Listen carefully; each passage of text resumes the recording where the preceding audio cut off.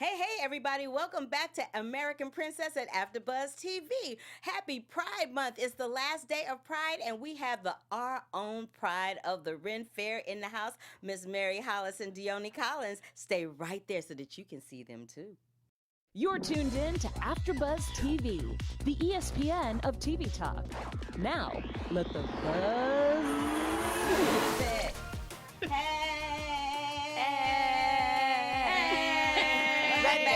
This Sunday.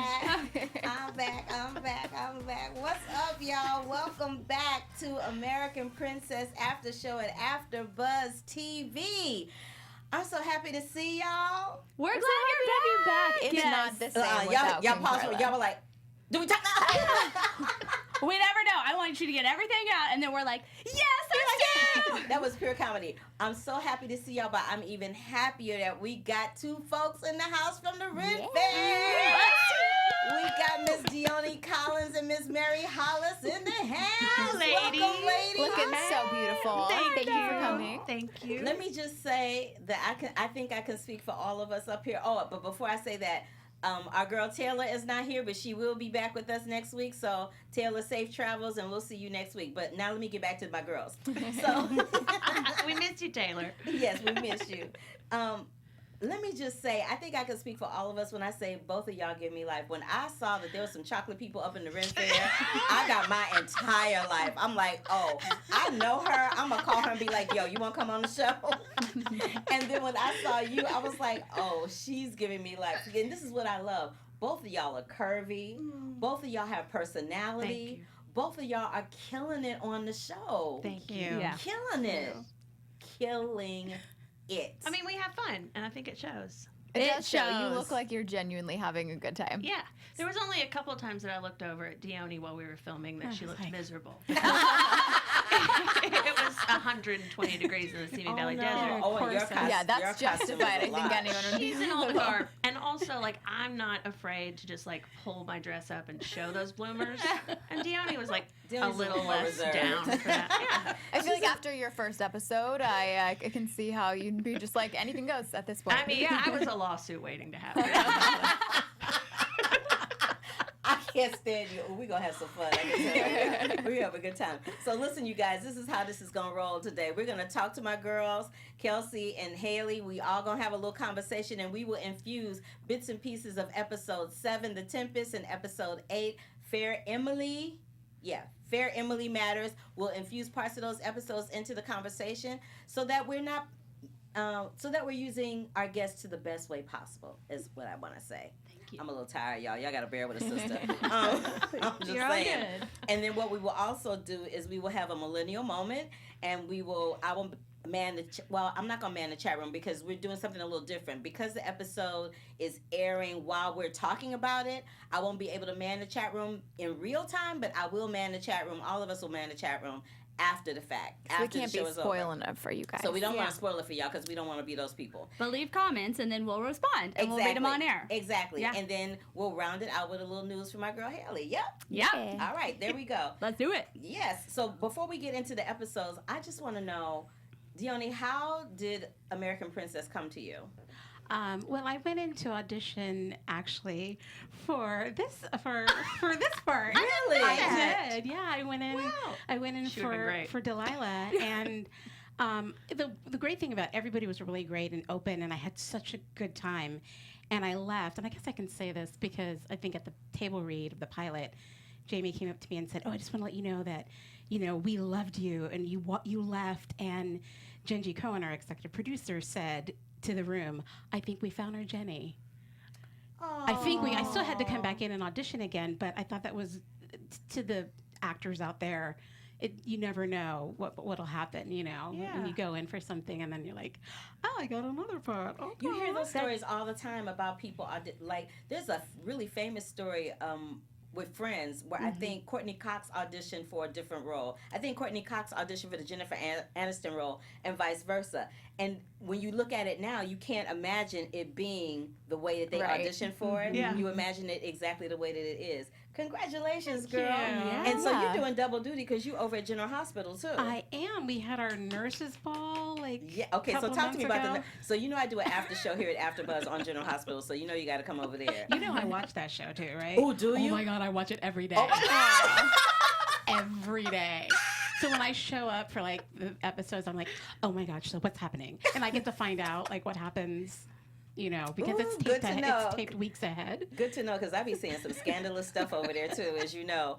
But talk to me about the nurse, because the nurse's ball is like my favorite thing ever, because it's just so campy and wrong. So what is it like when you guys rehearse for that every year? Is it like a 3-week rehearsal? Is it like a week rehearsal? Like we had a conversation about the song, because there was the opening number song was "Best of Our Love" by the Emotions, which is this really yeah. You got the best of my love, whoa whoa. You got the best of my love. Yeah. So she was singing that song. We know it. She was singing that song, and I was like, ooh. My girl about to tear it up, because that song is deceptively hard to sing. That hard. I mean, you know, you grow up hearing it, and you're like just singing. You know, as a 10-year-old, you're like, what? I can hear it. And then you go to really sing it, and you're like, oh my God, this song is really hard. Well, on demonstrating alone, right? Demonstrating. Yes, Mary Hollis. Where are you Yes. finding that from? Like Yes. demonstrating. Yeah. Oh, that was off key. But anyway. Yeah, you hit that note. I'm gonna let you do that, because it ain't happening. We get it, Dioni. You should have been Delilah. Speaking of I'll which, go. speaking of which, now how did your auditions go for Delilah? Well, I had this is last pilot season, and I had a really bad one. Well, it wasn't bad, but it was just like, it was the end of pilot season. I hadn't booked anything. I'd been held and released. Also, you know, great actor stories. Just hang in there. Yep. It's not over till it's over. Mm-hmm. And these days, you know, it all kind of bleeds. It's not just like one particular time of year that you can book something great. And I feel like these were like the last weekend in March. And I knew Jamie from the last show that I did, The Real O'Neill. She came in and guest spotted on an episode. And I was, Pause there for a second. Yes. So that's what we have in common. We both worked with somebody on The Real O'Neills. Want to know who it is? Who is it? J.R. Ferguson. I worked with him on Living Biblically. Oh my gosh, I love Jay Ferguson. Yeah, he's cool peeps. Okay, continue. Oh my gosh, he remains a great buddy of mine. That whole cast does, but Yeah, he's Jay, cool peeps. Jay and I play trivia together. He's Yeah, awesome. he's cool peeps. But I went in for Jamie, and I knew that it was her. You know, it was her kind of life story at the Renaissance Festival, and I went in and I auditioned for her and Gingy, and I had a great audition, and they held me, and then about a week later we didn't hear anything, and they had released me, and I was like, little did I know, Dioni Little Michelle Miss Thing Collins had come in back on your heels. was right there. So they were like trying to figure out a way to give it to Little Miss her. Pink shirt was on your heels. So they're like, "See you later, Mary Hollis. Go find a new job." But I remember feeling at the time I was like, you know, there's just like a little bit of actor hubris that, you know, comes along with auditions that you feel like, that's me. I'm her. That's me. It's mine. It's got to be mine. Right. And when they released me, that was a real blow. And it turns out that they were still searching for our Amanda. And they wanted Amanda and Delilah to have a certain amount of chemistry. They also didn't want to keep me on hold at the end of pilot season for a long time. Yeah. So it was kind of them to let me go. And then they brought me back in after they found Amanda. And the rest is history. Knowing Jamie before, did you walk in with any more confidence than other auditions? Did you think a part of you was like, we have this connection, so I think, a little bit more honestly, ease? it was the opposite. Jamie's amazing, and she is such an actor. You know, she's actor writer, so she is, you know, a great friend and a great fan. But I think I was more nervous, you know, because they were her words, and I wanted to like. You wanted to get Do it it right. justice. I wanted to get it right, and I wanted her to be proud, and I didn't want us to have an awkward moment where it was like, girl, you're my friend, but that was some mess right there. Yeah. So I wanted to do good by her, and of course, being in the room with Gingy Cohen for the first time, that was, you know, important too. So it went well, and I love playing Delilah. And then when you, sorry. Go ahead. I know we're like, so Amanda was cast, when you met her, did you feel like, yes, this is a race fit? Did you guys have that instant chemistry that they were hoping you would have? We did, and we actually had it over Facebook chat because she was still George is from Australia, and she was still in Australia. And I remember when we kind of, when they solidified casting, we started communicating through Facebook, and I was immediately taken with her. She's a little bit younger than I am and had never really spent any time in LA, so I got to like kind of guide her on where to live when she was out here, and we kind of did that all virtually, and so we kind of established a great thing. Oh, that's cool. Through the internet, and then she got here, and I just wrapped my arms around her, and I was like, "Oh, we're gonna be fine." Aww. She's like my little sister, She's like. Because that's another thing on camera. It does seem very natural for you guys. It seems like you have that banter it's that they wanted. effortless. Oh, we had a blast, and I think it being a new show, we're all finding our way and what it is tonally and who we are to each other. And I think George and I just kind of had a natural we're both pretty new, but this was her first big show in America, and it was my second series regular. And I support people; those are the jobs that I usually get. Not number one. I'm really good at supporting number one, and I feel like that was beneficial for both of us. That's cool. Now, we asked Shauna this question when she was here. How difficult was it for you to get a grasp on the language? Because it flips back and forth between that Queen's English and the way we talk in real life. I think for Jenny and Bo, we're Platrons, so they didn't want us speaking in that Elizabethan way. They just pretend Elizabethan, so I didn't have to have an English accent. It just was sort of put on. That was something specific that they wanted from us. Yeah, and for me, I don't remember it being particularly hard to switch in and out. It was written so well that I knew when that was happening, and so if I memorized it with the Elizabethan and then as Delilah, those were like really fun switches, honestly. And I think the show for me in general was just a way to not have to turn it down. You're turned up all the time. I'm an improviser. I'm a comedian. I come from theater. I am constantly told Mary Hollis, that was great, but could we take it down 6 to 7 notches? You're like, no, don't. And I'm I don't know if I have that in me. So I think for a lot of us Rennies, it was real easy to kind of put it on blast and go back to that theater sensibility, and that's what the Renaissance Festival is. There'd be times where they would throw lines at you and you'd, try this. And do this, and just ad lib. And then they finally just, I don't know if this was a good thing or a bad thing, but they finally started micing me for every setup because they never knew what I was about. I think that's so fun. Yeah, so you keep dangerous. You give them material. Dangerous. Were you able to have that freedom to improvise a lot of your lines or some of your lines? I think once we got it, they were very. Again, I can't stress enough how kind of terrible the conditions were in the Simi Valley Desert in the summertime. We had a blast working on the show, but it wasn't we all tried to keep it pro and do the scripted because the scripts were great. Why mess with those, Right. And none of us came in and just said we're gonna do whatever we want with these brilliant scripts. But I think if we got it down pretty quickly, then they would say fun run, and we would. Do a fun we run? would ham it up, yeah. And I throw lines to us too. Yeah, and I wouldn't let anybody talk as I'm. You guys said before that you only had one table read for the first episode. Yeah. So what was that first initial table read, meeting everyone, kind of figuring out the dynamics? Talk about it. It was fun. It was fun. We had a guy in a saxophone show, a guy playing a saxophone. Okay, so Gingy, I guess, was going into her final season of Orange is the New Black, and Jamie had sent some gift, which I can't remember what Jamie, our showrunner, had sent to Gingy as a, first table read gift. So our gift, in turn, was a guy topless, or a shirtless man playing saxophone topless. He had suspenders on. He had suspenders on, but they were holding up his saxophone, and he played... I'm never gonna dance again, right? I think so, yeah. Oh my goodness. George Michael's on top of the table. On top of the a guilty pleasures have no reason. I think that was it. Careless Whispers. It doesn't matter. I'm just picturing the man with a saxophone at a table with the read. suspenders. That's what I'm looking and at. he jumped up on the table. papers are flying and he's just walking back and forth. It was so Oh my gosh! This show will be fun. And we've got this, we've got this whole group of, we've got Lifetime people there. We've got our writers there. Our writers are, the best people. So funny. What a weird bunch of people too.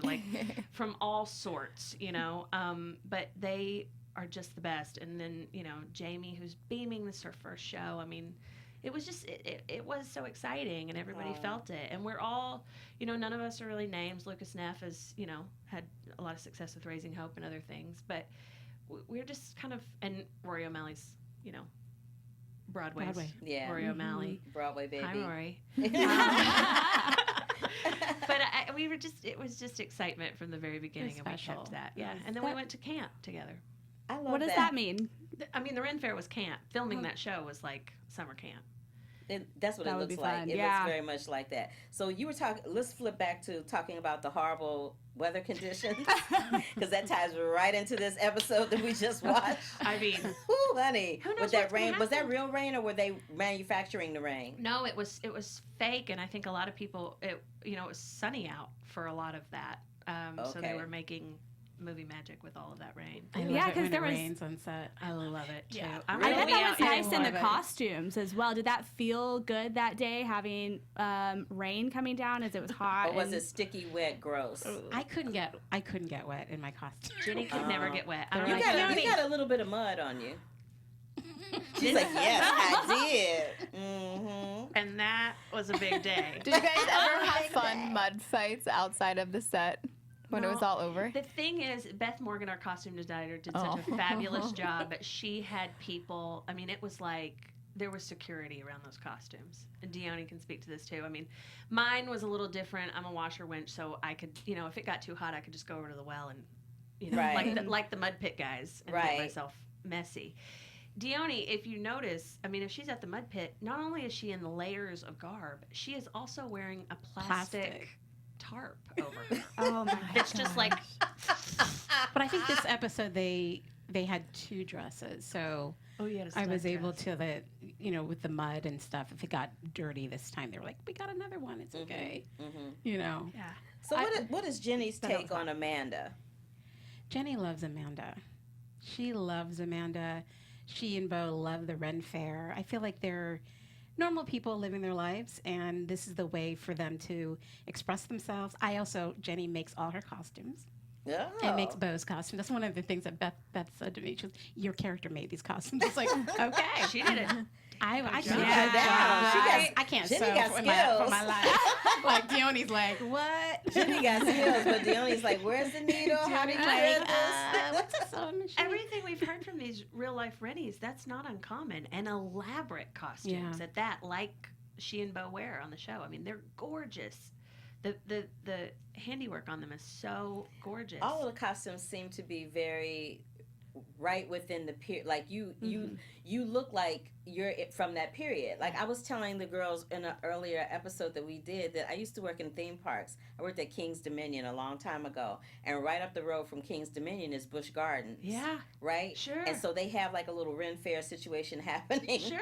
at Busch Gardens. And I remember those costumes being very similar to what you guys wear in the show. Yes. Beth, I can't say enough. Beth Morgan just knocked it out of the Amazing. park. With your They're background beautiful. in theater, had you had costumes like that in the past? All the theater that I ever did, we didn't have any money, so I can relate. There's I've never had any some money great in theater. costume designers along the way who've gotten very creative, and some of them have had a little bit of a budget to play, but this was unlike anything. And then you look at all of our background and our featured background performers. There's 200 people a lot of those days, and they were with us the whole summer, and they're incredible. Wow. Wow. Okay, Dioni, you had a plastic tarp covering this outfit that you wore. Is that right? What I picked up? Yeah. Was that extra hot on the days? Like, how did you manage your costume? Because we were talking a little bit about this. It seems like it prohibited like eating. You had to put this on every time you ate or in between takes, maybe. How did that work? Not in between takes, but we definitely had to, during lunch, I had to go to the wardrobe trailer and like, I'm ready for my plastic. And I put it on and they put it on me, and then I'd go and eat. And it was really hard to eat because the corset is cutting you off. And so you feel like you kind of disappear like this, so you're like, Don't get me wrong, I had a ball. I mean, I would do it again in a heartbeat. I do feel like a organ shifted a little bit. Pricey But pay. hey, you know what? Because those bad boys are tight, huh? They are tight. I mean, I was really like banking on like corset training over the summer. And let me tell you right now, everybody listening, that's a myth. And I'm ready to argue that Any till the day. day is done. That is hilarious. It's Well, fun to talk about the costumes because it's something that we don't think about. They look so beautiful on screen, and the work that goes into making those are incredible, and it pays off when we're watching it. But talking about it is incredible. It's things that you don't think about, not being able to eat without plastic. I'll go to the and- bathroom. Or go to the bathroom. Oh, And Angie's the bathroom, I'm sure, heat is on real top of special. all of it. Not so much for Delilah, because like you say, you just hike your stuff up and get it out. Mary Hollis was like, guys, Get sorry. comfortable real quick. Freeze the wind. I mean, not only was the entire crew like on our second episode when Delilah starts the episode by pleasuring herself, if we've got fans out there listening. Is That was at all funny. And the third uncomfortable for episode. you, or are you just like, I'm an actress, it's my job? It's uncomfortable for me. but Nothing we've makes you nervous or embarrassed. We've does That it? was got all pure these comedy. old crew guys out there who were also the best in the business and such like troopers. But I just remember one of our ADs saying, "Okay, we're gonna get going on the take, and if anybody needs earplugs, just let me know." So not between that and the fact that I was just like walking around in my bloomers, in between take, I just. Because, It's girl, look, you had to do what you survival. had to do. You did what you had to do. How I'm not about your mad at family you. members seeing like you're on this new show? Check it out, guys. Scene one. Yeah, my mom has found like really sweet ways of complimenting the show. Not unlike you were up there, Not really you were doing up your there. thing. Not you were up there. I know, oh in my the God. light. Oh, man. That is pure comedy. No, my mom is such a fan and such a great supporter. My mom and my dad both, and they watch every episode, won't miss one. But it's very interesting to watch her like not talk about the top of the episode, Just but go kinda like, your dance song around it." was great, or like, You look you look beautiful. so cute, I love that was up there because on Broadway we have this thing that when you go see somebody in a Broadway show and they know because they laughing already. When you go see somebody in a Broadway show and the show is not stellar or they were not stellar and they come and it's always the ones that want to ask you what you thought Sure. and they come out and they're like, so what did you think? And you go, you were up there. You were up there. You were You up did there. your thing. You look like you were doing your having a thing. good time. You look like you were having fun. Are you having fun? I'm glad you having good. I'm glad you having a good time. You Girl, guys were please. working. Y'all working it out. Yeah. I think I'm gonna use that line now. You were up there. You were You were up there. You were doing your thing. That is cold for that was some mess. But I'm not gonna say it was some mess, but that was some mess right there. My daddy, he always gives me like a recap of the show. Being my biggest fan, my parents are in Arkansas, and he'll call and give me a recap of the show. And after last week's episode, 105, the period party episode where Delilah pulls her panties down, he goes, "Oh my gosh, Mary Hollis sitting next to your mother while you were inspecting yourself in that bus. Wow, that was really difficult." And I was like, "Daddy, you have no idea how hard it was to pull my underwear down in front of the crew and not actually show anything. That was that's the a difficult gift. part. That's a gift right there. That was the hard part." That's a gift right there. Well, let's chat a little bit about this episode. These two episodes, episode 7 and episode 8. We talked a little bit about the fact that the weather conditions were not ideal for the 7th episode. It was raining and there was a whole lot going on. But Amanda and David got a little closer. They almost kissed, and then some kids interrupted that. The kids had their own little show where they were imitating people, which was pure comedy, by the way. Yes. And then we have Juan Andreas and Brian have broken up, and both of them in their own little way of wallowing in their self-pity over that situation. What would you say are your favorite moments from that particular episode, if you remember? For me, the mud fight was so much fun. That was like Ren Fair gone wild. It was so much fun just to see the two of them like drugging through that. Yes. just like trying to get at each other. How many times did they have to shoot that? That you weren't there for that, right? You had left. Well, at I that got point. to watch. Yeah, I'm not in the mud fight. I don't have to run around I didn't have to run around the fair, which I was grateful for. Yay!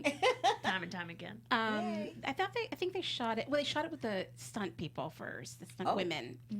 Oh. Yeah, there were stunt women that like did a lot of the stuff, Oh. and then Shauna Oh, that was and Georgia cut very came well in. because you can't tell Yeah. that. Yeah, the Yeah. stunt women were amazing. What a fun Right. job. Yeah. Okay. They were in the mud, and they were getting it in their mouths and stuff, and Yeah. they're like, "I got a spit," and it was everybody was really great, and the crew was great, and And also, like, for me, my fun part was, like, got engaged. I I've never been engaged before, but I got engaged. Aw. I love that. It was like, and she had that hand out there too, honey. She was like, I got engaged. She's like, look. As one should when you get engaged. That was so hilarious. Sweet. It's so sweet, and I love My- that couple. yeah. Yeah, and Mike Lane is so great. The couple. They're the best.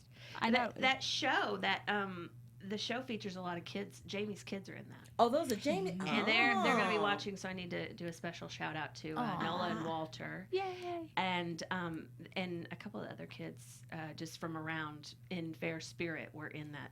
I love that that episode, because yeah. that was the first time up until the time they introduced your son. Yes. That was really the first time we seen like a plethora of kids populating Right. the Ren Fair. Up until that moment, we just saw a lot of adults. Yeah. So it was cool to see, because these people have children and families, and it was Right. nice to see that all play out on screen for Right. once. That was I enjoyed that. Yes. What I did you have guys to know if Lil Boy is just as cute offset as he He's seems so on screen. cute. My God, he's a The sweetheart. cutest. That curly hair. Yes. Oh. I was like, man, I don't have any children, but I just feel like they gave me an upgrade with that casting. Like, he is the cutest He's the He's kid. cutie. adorbs. I was like, oh, you think that I could be the mother of Aw. He's pretty adorbs. He's so cute, and we bonded straight away. We have a handshake. It's Aw. it's great. Yeah. Having a little bit of some inappropriate comments here and there. What is it like with the kids on set? What's that dynamic?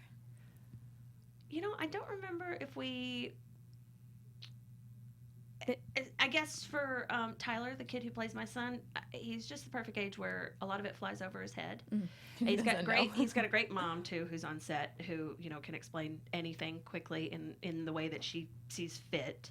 And then some of it, I think, is not shot with the kids there. It's just movie magic where It we looks shift. like they were there. Yeah. And they were, Okay. yeah. But they're also like I find this with the Hollywood kids, the child actors. They're just a little bit more Savvy. yeah, and at least they know like I can't they're like I can't behave that way, but like I get it, but I can't talk about it. It's just there's an elevated They understand it's their job on yeah set. Mhm. yeah They're like pint-sized adults is what they really are. yeah Because they kind of have to be. right Yeah, I think the They're- industry forces you to grow up a little Yeah, bit. they're expected to be an adult in a world where you really want to just be a kid. and the good mamas, you can tell like Tyler's mom is incredible, and I'm sure that if he had any questions, that's for their ride home or their ride Exactly. to work. It's like, I'm the mom on set, but you got this. Yeah. later. Yeah. We have You fun. explain that one. Yeah. You're the fun one. Yeah. All right, now let's pop on over to episode 8. What, for everyone in the house, what are your favorite top 3 moments from Fairemily? Well, this is a big episode for Delilah, and I Yes. think that the thing that it really truly to me is the episode that sort of encapsulates the entire series in this season. Fairemily matters. Delilah goes to court over custody for little boy. Her parents, her evangelical Christian parents, have decided they're coming after her, which is why in 107 we see Delilah being kind of cagey. She's just not quite herself, and you can't quite put your finger on like what her off day is all about, and it's because her parents are coming after her for custody, full-blown custody of this child that they haven't spent any time with, and she's raising him on this fair, and they don't agree with that.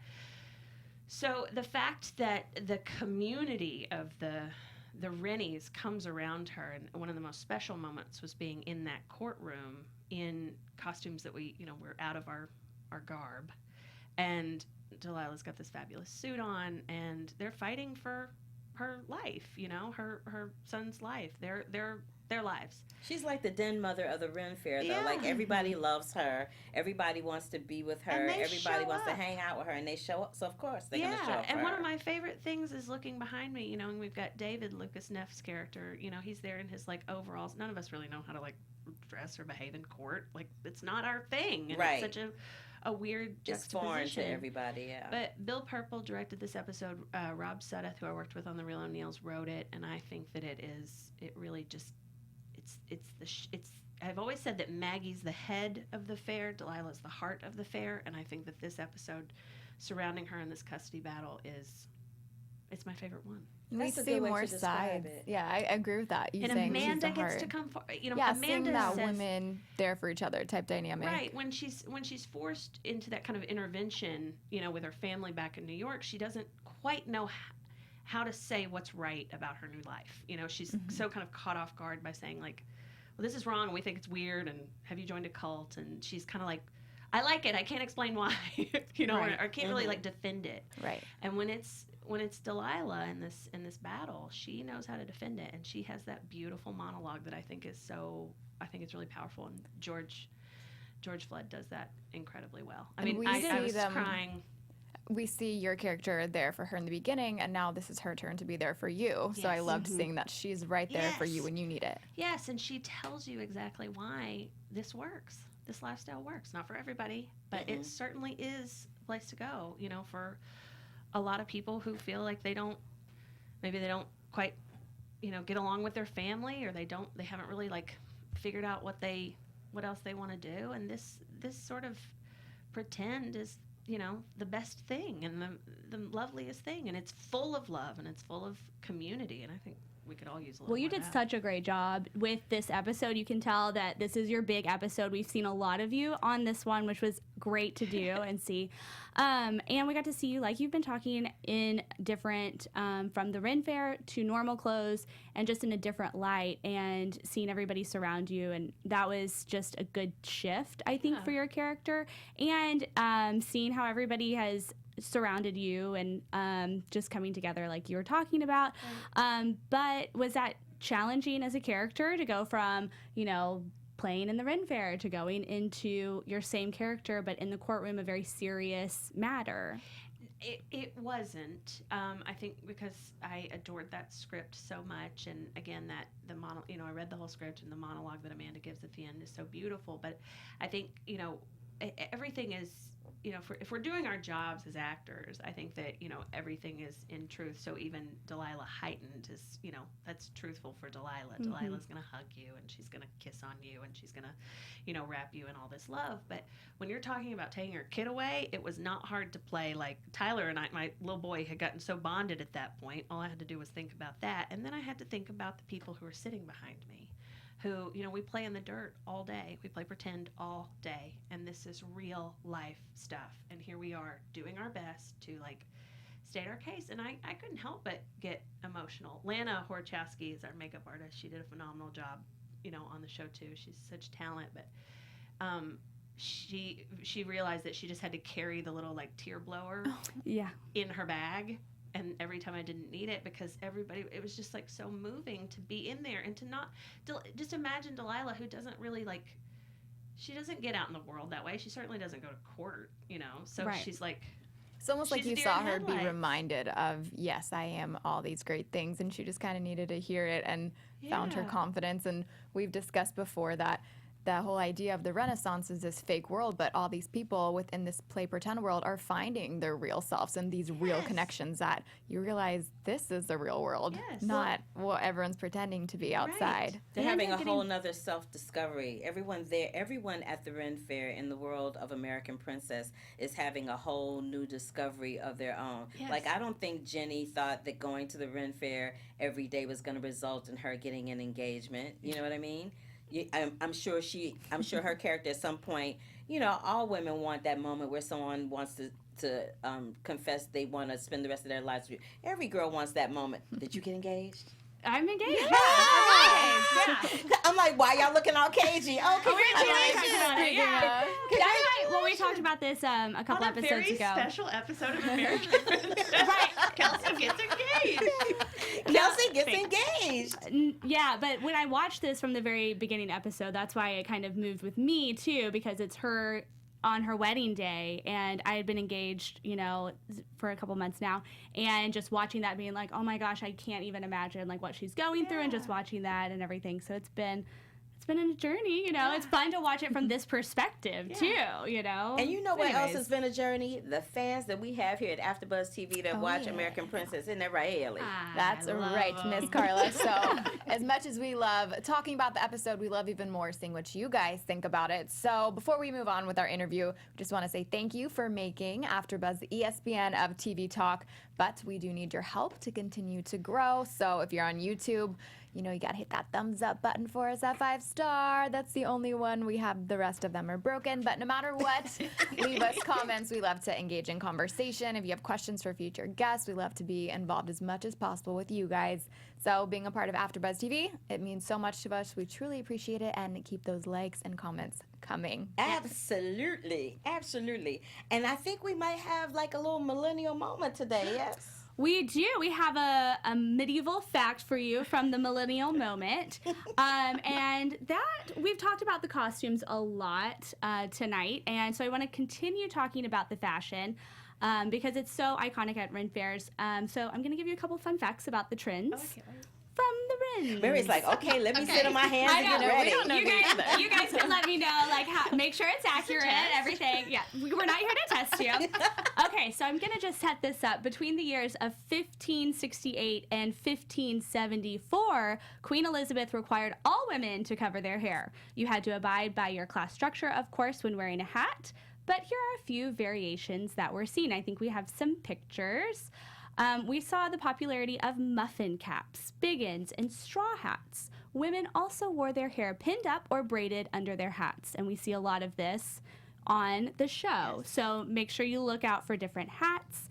The women's hair is always braided and pulled up. I know, Mary Hollis, I see yours a lot. And you have the best hats as well. So that's always fun to see. Now for men, we all know that it's a comparison game for men. We talked about that last week on this episode. This period proved to be no different. It was all about the size of your shoes. Okay. The girls were like, uh-oh. Where are we going? With this show, you never know, right? Okay. You never know. Men wore long-toed shoes that were called carcows. I believe I'm pronouncing that right. They would even stuff wool or moss at the tip of it to keep their shape.